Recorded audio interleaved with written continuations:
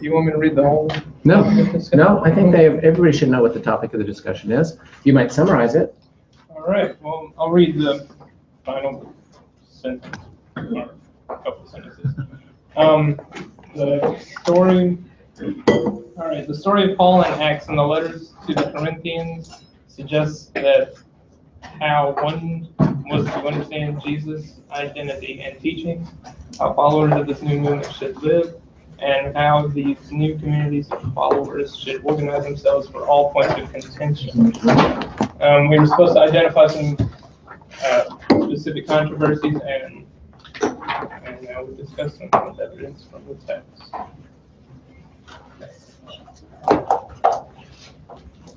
Can anyone start us off with page first? Well, I mean, chronologically in the text, the first controversy is that people are following disciples of the divinity of Jesus as opposed to Jesus, and Paul finds fault with that. He even encourages people not to follow him as special because they're not baptized in his name. But he also refers to them as his children, which I think is kind of funny because he says, like, don't say that you belong to me, but also you're my children. And, like, technically parents, I think in the Bible, usually are, like, the owners of their children. I don't know. I thought that was kind of paradoxical. And I don't know, I think it was a question of just like how you identify yourself. It like kind of goes to, because like who you identify yourself with, whether Paul or Apollos or Cephas,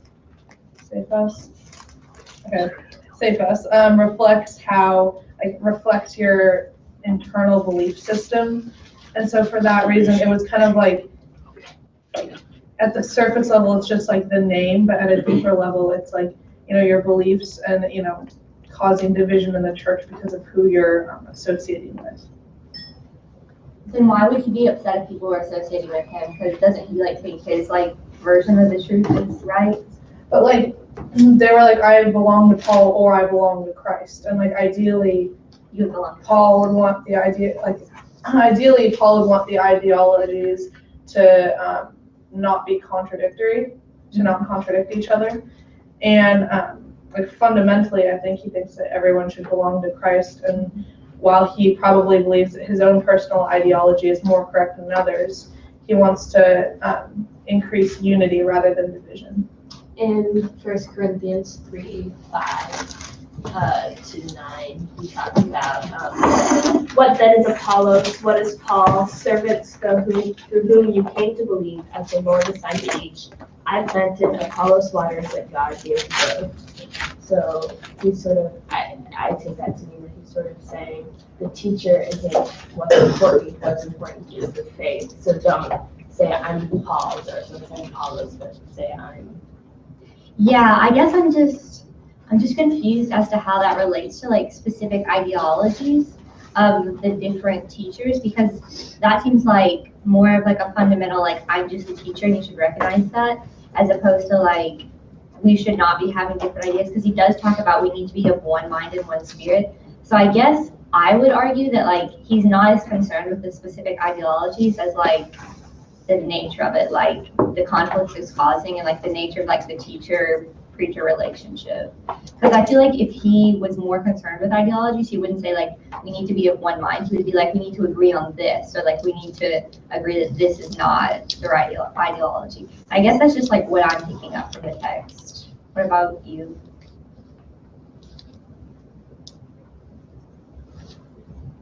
Would you mind stating that again? So you're sort of saying that you don't think he's concerned with the Specifics of ideologies as much as he is about the fundamentals.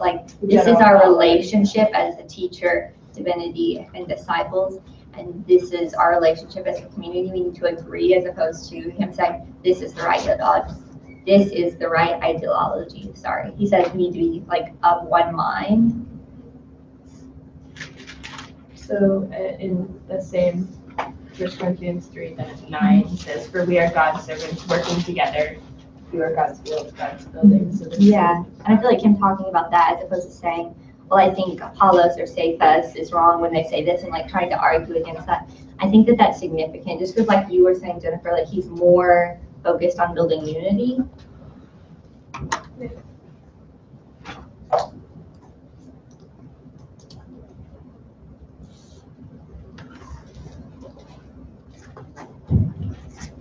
And like even in and like that kind of goes along with what you're saying, Julie, in 1 Corinthians 4:14. He says, "I'm writing this not to make you ashamed, but to admonish you as my beloved children." And like that's the relationship you were talking earlier, and how it's kind of paradoxical, and how like it seems like the disciples are above like the other followers of Christ, but at the same time they shouldn't be recognized that way. So it's just an interesting dynamic that it seems like is being created in like the early days of the followers. Yeah, it seems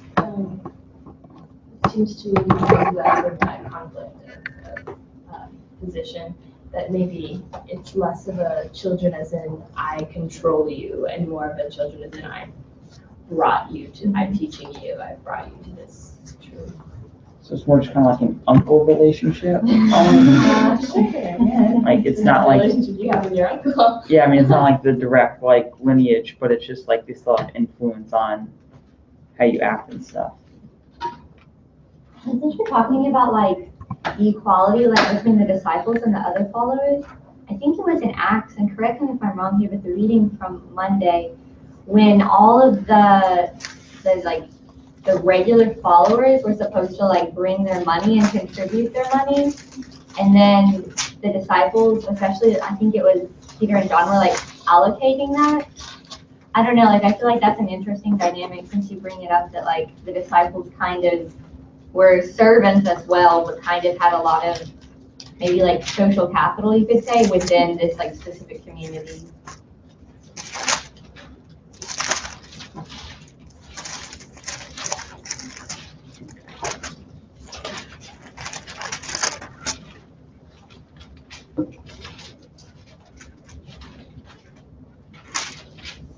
I have a question about that part of Acts really quick. Why did they need the money?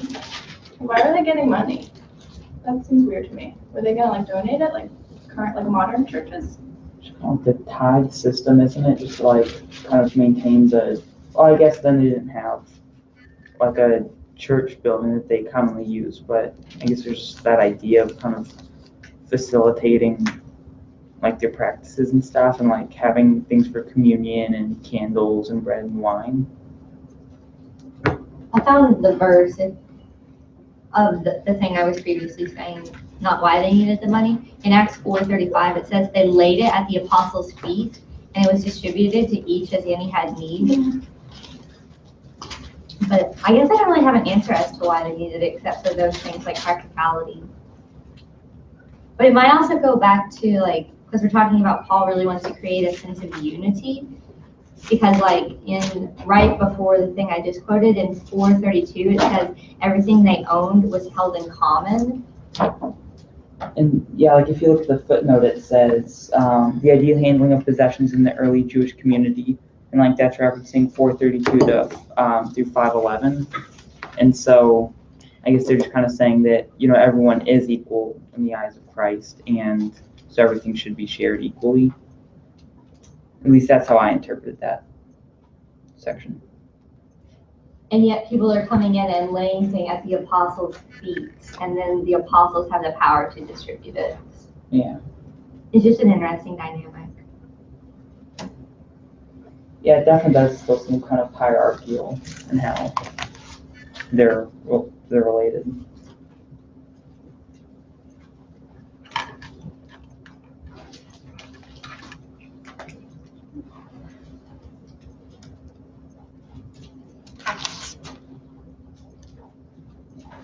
I'm sorry, if we're going back to talking about the sort of relationship, this fatherly idea, in 1 Corinthians 4, pretty much exactly where you were commenting in 14, he says, I'm not writing this to make you ashamed, but to admonish you as my beloved children. But he goes on For though you might have 10,000 guardians in Christ, you do not have many fathers. Indeed, in Christ Jesus, I became your father through the gospel. I appeal to you then, be imitators of me. And that's an idea that I know comes back later. He's like, imitate me for I imitate Jesus.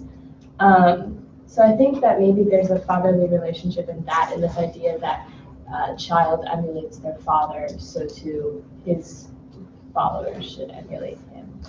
So.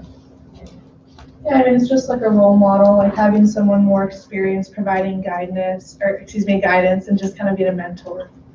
In the footnote for those verses, it says Paul's warning to the Corinthians is imbued with an ironic consciousness of the possibility of his own discomfiture.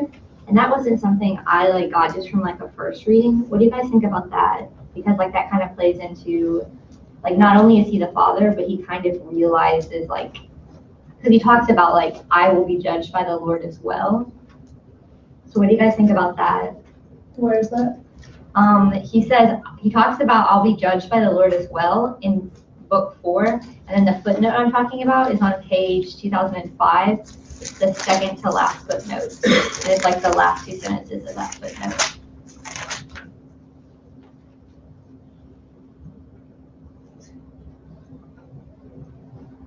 He talks about himself as a father, but then it talks about him coming with a stick, and that was not something I picked up culturally, but it says that was standard equipment of the fool, and so it's kind of talking ironically.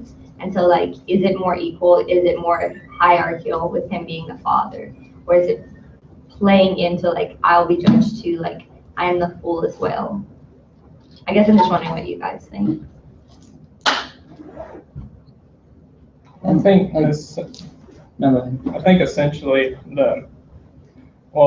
just in the context of, the question, we're talking about specific controversies, we have so basically this first one is just the father and I guess children, and whether or not people follow Paul or they follow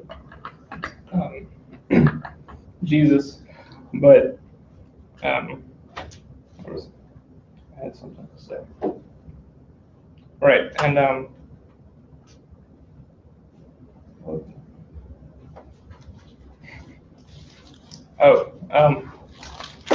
right. So basically, that's summarizing the whole first controversy, and I think we've exhausted it. So should we move on to another one? Okay.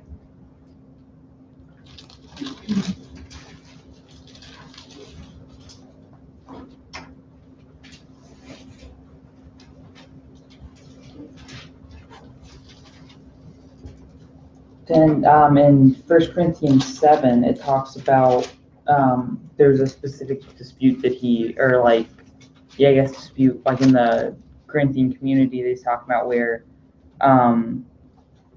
a son was living with his father's wife, and that's around, and that starts 1 Corinthians 7:3, and it talks about that relationship and how they should it says they should be equal in marriage. The whole idea of sexual immorality starts back at 5, or immorality, starts back at 5. That's the specific example.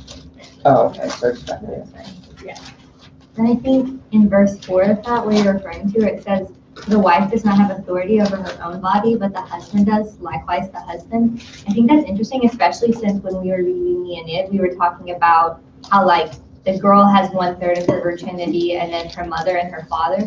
So here it's kind of the same idea, you are not the sole owner of your virginity and your body, but it's not split up, it doesn't invoke the family traditional values. Mm-hmm. Well, yeah, and this idea of the husband and wife sort of responsible for one another is interesting, because then in 1 Corinthians 7:14, it says, for the unbelieving husband is made holy through his wife, and the unbelieving wife is made holy through her husband.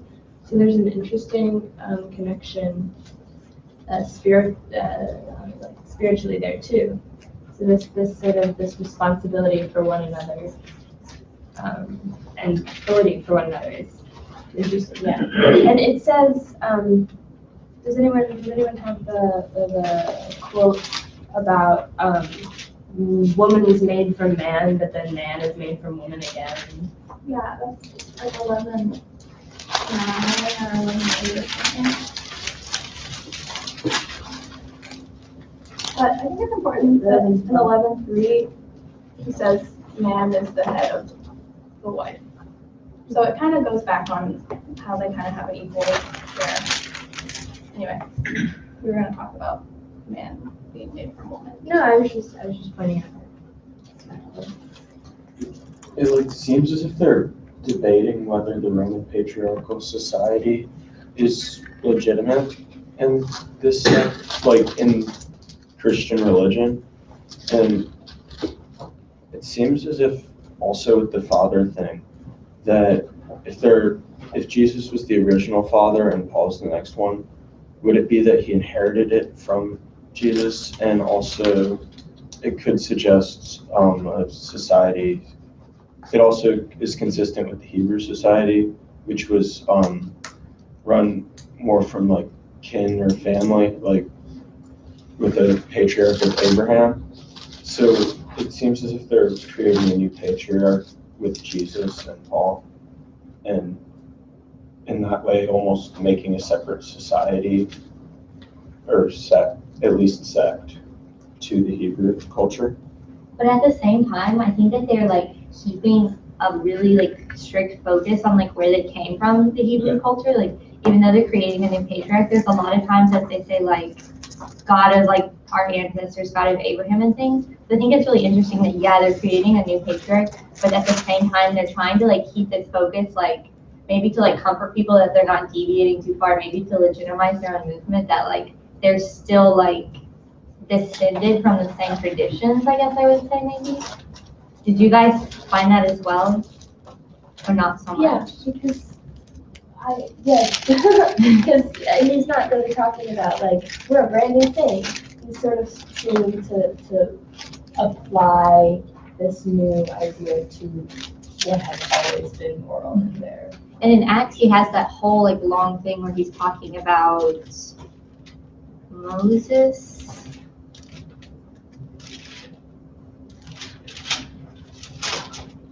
Yeah. Something that's interesting is that he starts talking about circumcision. Yeah, Does anyone remember I was just looking at that too. It starts 1 Corinthians 7:19, or sorry, 7:18, I guess. So would you say that one more time? 1 Corinthians 7, verse 18. I mean, there he's talking about, was anyone at the time of his call already circumcised? Let him not seek to remove the marks of circumcision. Was anyone at the time of his call uncircumcised? Let him not seek circumcision. And then he goes on to say, circumcision is nothing, and uncircumcision is nothing, but obeying the commandments of God is everything. And Julie, that kind of is what you were talking about, and how, like, it's not so much the specifics that he's kind of focusing on right now. It's more just like the general outline and belief of the current religion that he's discussing. Just figured it'd be an easy way to. Anyways, can we hear from some people that haven't been participating as much, like sales? You got anything to add? I was gonna mention the sexual immorality thing, but then Ryan jumped that one for me. Well, there's more in chapter 5 that we haven't talked about regarding that. And there's the whole 2 Corinthians also that we haven't gotten to.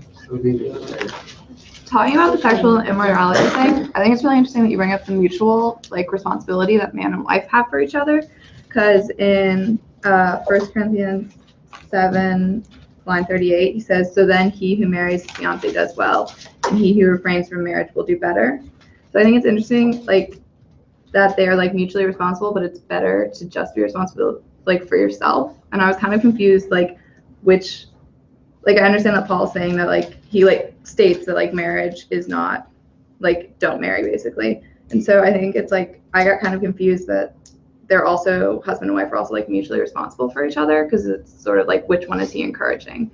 So I don't know if you guys have anything to expand upon that. What was the The verse, it's 7, line 38 in 1 Corinthians. I think he places a lot of emphasis on like the spiritual versus like of the flesh. And so I think he's saying like it's good to have like someone, but like it's also like better to just like understand that that's just like an of the flesh thing, because he talks about like the unmarried man is anxious about the affairs of the Lord, like the spiritual, how to please the Lord, but the married man is anxious about the affairs of the world, how to please his wife, and his interests are divided. So I think like his kind of like ambivalence, like on this part saying that like it's not as good to be married, is just kind of him making sure his readers know like the spiritual is like better than the flesh. So, like if you can focus on the spiritual, do. Like that's just my interpretation of it, especially like given that verse, 1 Corinthians 8:32. I mean, it appears that avoiding sexual immorality is a priority for the people of Corinth, or like that he thinks it should be a priority for the people of Corinth.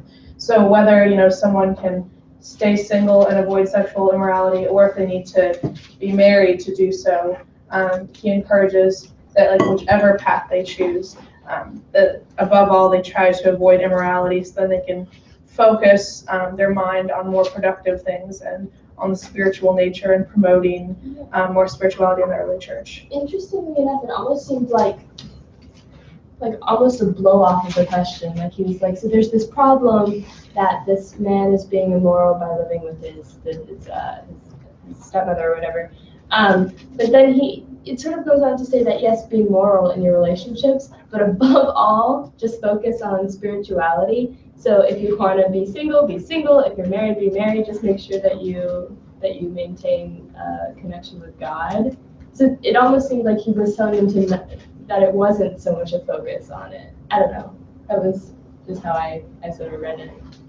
That he was responding to their question in his letter, but almost as he's saying, be moral, but that's not the biggest thing. Just focus on God. Yeah. Well, I think like the being moral is important to being able to focus on God. So I think that they're like tied together. Like I get what you're saying, like, you know, he doesn't give them like a clear-cut answer, Right. but he's trying to encourage the morality, which he seems to say like will also encourage your individual spiritual relationship with God. Because like if your heart's on the right place, then you'll be more, I guess, receptive to obeying God. He seems to do that a lot, where he's like, just focus on the like morality, because when it comes to that, like talking about the meat that was used for sacrifice, it's like, if they say it's been used for sacrifice, don't eat it, but if you don't know, you can eat it, basically. So he's like, if you know, don't do it, but if you don't know, like, you're not going to get in trouble for that. Yeah. So he's like, that's kind of like an overarching theme, especially I think in the 1 Corinthians. Stop worrying so much. Yeah, just like focus on your spirituality. I mean, that specific one, though, also goes to, like, knowledge. You know, like, you know that it's been given to idols. Like, if you have the knowledge that this food is, like, contaminated or whatever, you're not allowed to eat it. But if you, like, are free from knowledge, then you're okay, which is, like, interesting. But it's, like, I don't know. In, like, my literature class, we were talking about the difference between, like, being ignorant and choosing to not know. And, like, choosing to not know is an action that you take to, like, specifically not be aware of versus just, like, being ignorant from a lack of information. It almost seems like Paul is saying, like, even if you choose to not know the circumstances behind this food, like, if you don't know, like, it's okay to eat. So I don't know. Going off of that, in 1 Corinthians 1, line 27, it says, but God chose what is foolish in the world to shame the wise. And in the workshop that we had, it was like this beginning of this week or something, Professor Morell kind of walked us through it. And he basically said, like, this was the beginning when Paul is reaching out to these people that aren't really, they're not of the highest class, like they're not educated and they don't have they're not wealthy and they're not benefited. And so Paul is saying, well, no, it's okay. It's just what it was like, you're accepted by God because you don't have these things. It's not like you're less than someone, but it's like you're greater than the wealthy because you don't have these things. So you can depend on God and you're not going to question him. So it's like, it started kind of the trust in God intellect isn't as important necessarily. So like trust in God rather than trust in your own intelligence. Is that kind of, you know? May I just respond to that? Yes, let me just add just a couple of things on here. I think this is a really interesting conversation because about what does it mean to be righteous, right? Because he emphasizes this, right? And you'll remember from our from the comment session and also from our workshop, that the standard of righteousness for Paul as a Jew is the law of Moses, right? The basic moral foundation, the basic concepts of human interaction are based on the law of Moses, right? And this constitutes a point of great controversy in these emerging communities of the followers of the Jesus movement, and we see this depicted in Acts 15 when Paul returns to Jerusalem.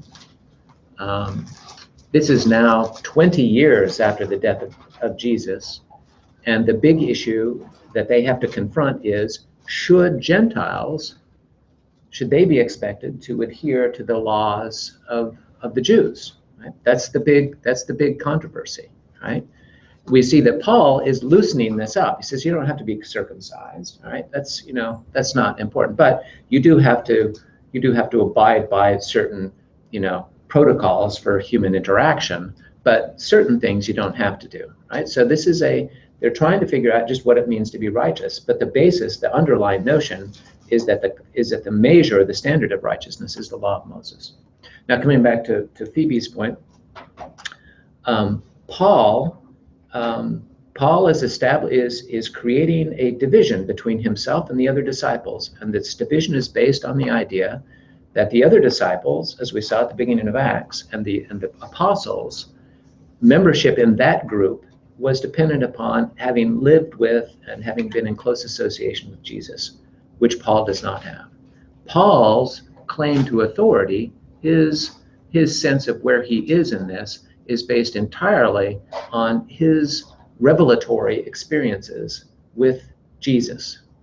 And he actually feels like he supersedes the other disciples because he's getting it directly from Jesus.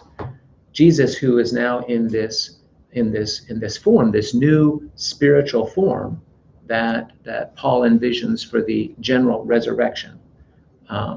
What this means, getting back to Phoebe, is that everything's changing, and that what is key is this spiritual connection that we have, that the Spirit brings with us. It's not learning, it's not the intellectual pursuits that bring this about, but it is a sense of righteousness, and it's the belonging to these communities. It's preparing oneself spiritually for Jesus's imminent return.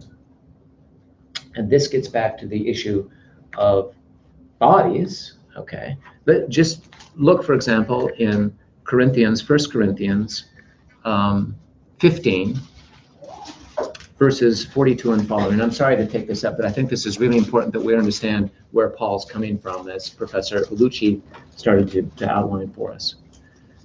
So it is with the resurrection of the dead. What is sown is perishable, what is raised imperishable. It is sown in dishonor, it is raised in glory. It is sown in weakness, it is raised in power. It is sown a physical body, it is raised a spiritual body. If there is a physical body, then there is also a spiritual body. Thus it is written, the first man, Adam, became a living being. The last Adam became a life-giving spirit. This last Adam is, of course, Jesus, right? So we're talking about two moments of creation. The moment of creation of the physical human being that took place in the Garden of Eden with Adam, and now we're talking about the creation of a spiritual being, Jesus. Right? So Paul is not envisioning, kind of the zombie apocalypse where these crypts open up and people come out in some sort of physical existence. He is talking about a rebirth, a recreation of spiritual bodies, right, that will inhabit this new kingdom of heaven. So it's a spiritual manifestation. And he believes that that the appearance of Jesus was as this newly created spiritual being. Right? As such, issues that we have to do with our mortal existence, such as sexuality, such as procreation, those aren't going to apply anymore. So in his conversations with these communities, he's trying to prepare them for the moment when all of these things, physical concerns that we have, they're going to be meaningless. The whole issues of gender, meaningless, right? Because those are manifestations of our corrupt, if you will, physical identity. So it really is about, he really believes that this is imminent, that he, as Professor Ulici pointed out, and as you will see in the readings, he fully expects this to take place within his lifetime, and there is a sense of urgency to prepare these communities to do this. So all of the things that we worry about in terms of our physical world or even our political situation, these are going to go away, and we have to prepare ourselves for a different existence, if you will, that is entirely spiritual.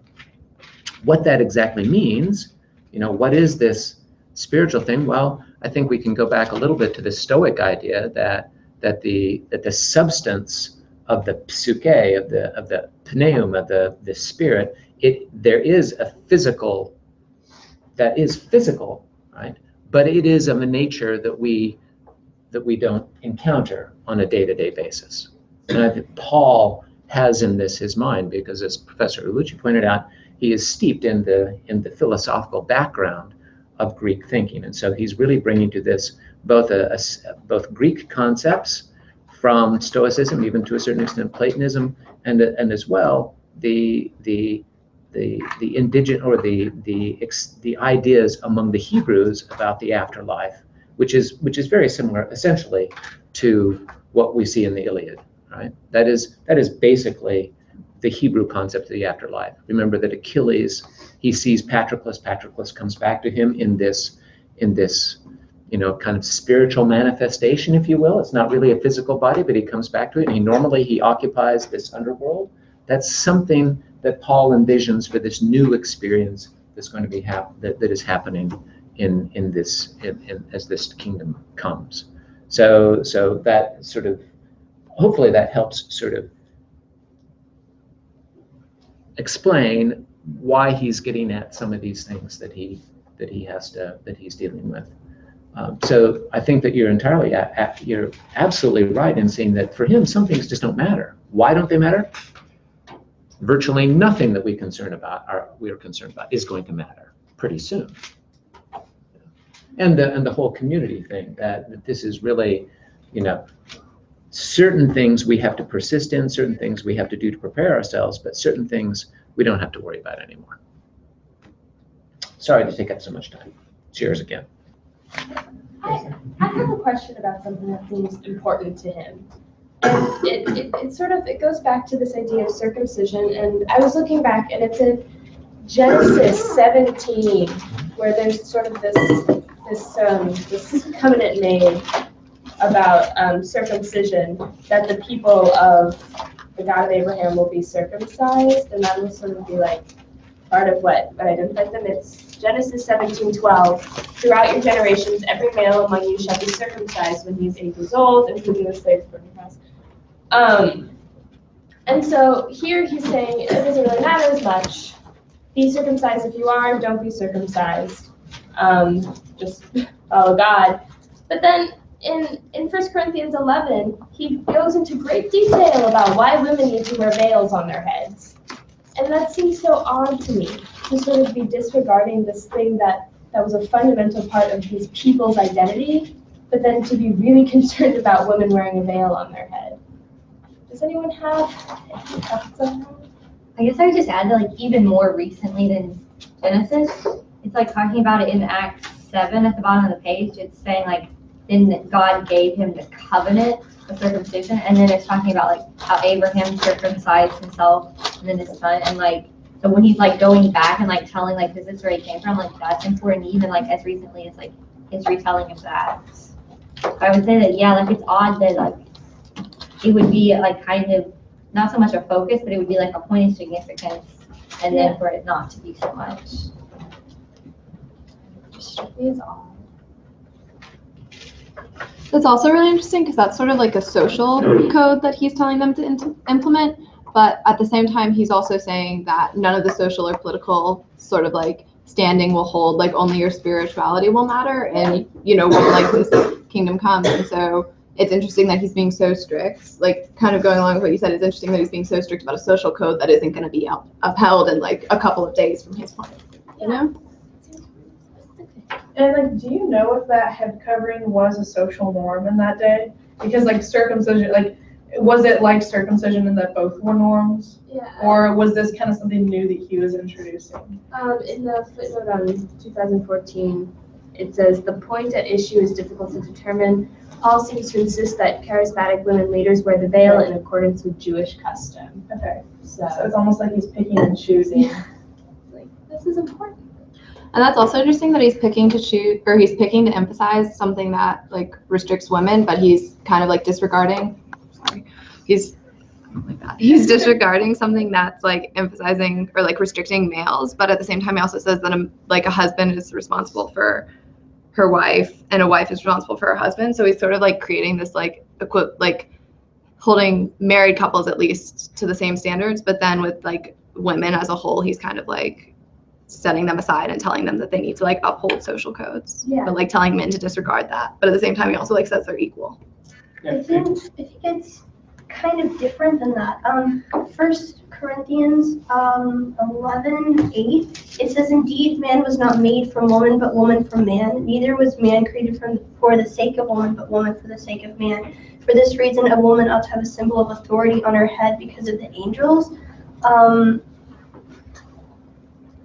So I think I think it is kind of what we're talking about, where it's like female suppression, I guess, but it's also kind of like he's creating this hierarchy of it's like Lord, man, and then female, because women were created from males. However, I think that can also be related, or it's also talking about sexual immorality, where it's kind of like establishing a new patriarchy, but it's also kind of being like, well, women and men are kind of still equal, maybe, but that can also be related back to Genesis with the two creation stories. Like the first one, it just said like men and women were created at the same time, while in Genesis chapter 2, it says that women were created from men. So I feel like that controversy is kind of still portrayed continuously throughout the entire book. So yeah, it's definitely establishing some sort of hierarchy with Christ is at the head of man, who is at the head of his family. But right after you stopped reading, it goes on to say, "Nevertheless, in the Lord, woman is not independent of man, and man independent of woman. For just as woman came from man, so man comes through woman. But all things come from God." Mm-hmm. So it's right next to each other. You have these dual ideas. You have the importance of the hierarchy, but also everything's from God, so it's fine. And then like right before that, you say, "For a man ought not to have his head veiled, since he is the image and reflection of God, but woman is the reflection of man." So it's saying everything comes from God, but not women, because they just reflect man, which reflects back on God. So yeah, you're right. It's very confusing as to like what he actually thinks, and maybe he's just kind of struggling with like the prejudices of his time. Yeah, in the footnote, it sort of refers to the idea that this is specifically for women's participation in worship. Like it is assumed that women will pray and prophecy in the worship assembly. So maybe it's less of a social argument and more of a worship argument, that women in worship are inferior to men. But it's not clear.